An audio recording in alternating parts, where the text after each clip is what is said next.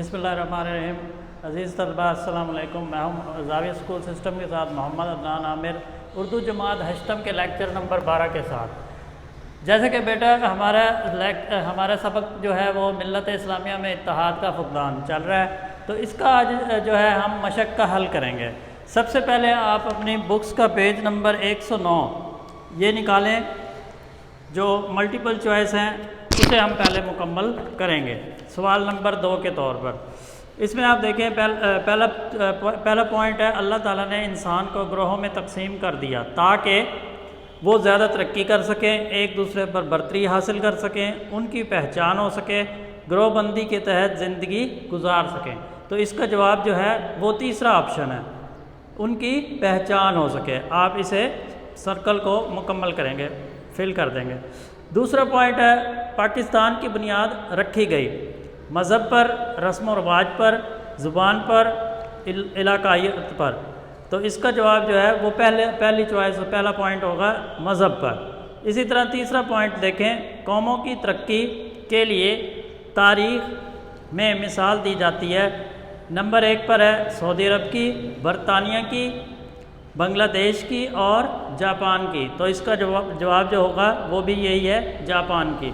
इसी तरह नंबर 4 पर देखें, अल्लामा इक़बाल रहमतुल्लाह अलैह ने अपनी शायरी में किस मौजू को बहुत ज़्यादा अहमियत दी।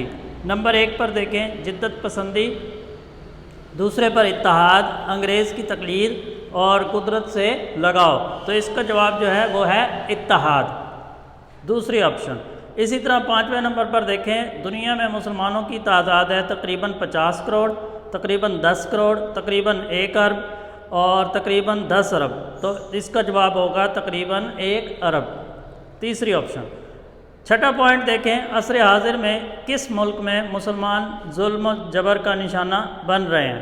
बर्मा, बांग्लादेश, मिस्र, पाकिस्तान। तो इसका जवाब होगा पहला ऑप्शन बर्मा। 7वां पॉइंट देखें, उम्मत मुस्लिमा को इत्तेहाद की ज़रूरत है ताकि गैर मुस्लिमों को ख़त्म कर सकें, इस्लाम का बोलबाला हो, हुक्मरान आज़ाद रहें और तालीम आम हो। तो इसका जवाब होगा इस्लाम का बोलबाला हो। सवाल नंबर 3 जो है अल्फाज के मायने, ये हम पहले कर चुके हैं बोर्ड पर। तो इसके बाद है जी सवाल नंबर 4 देखें आप, अल्फाज के मुतज़ाद लिखने हैं। जैसे कि लफ्ज़ मुतज़ाद ज़िद से निकला है और इसका मतलब क्या है? उल्ट।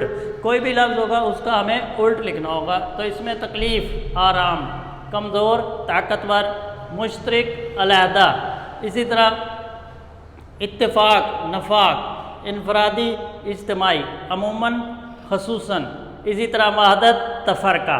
ये इसका जवाब होगा। सवाल नंबर 5 देखें, अल्फाज वाहिद की जमा लिखनी है। कौम अक़वाम, माल अमवाल, वक्त औकात, कानून कवानीन, उम्मत उमम, मकसद मकासद, रस्म रसूम। तो बेटा ये आज का हमारा लेक्चर है।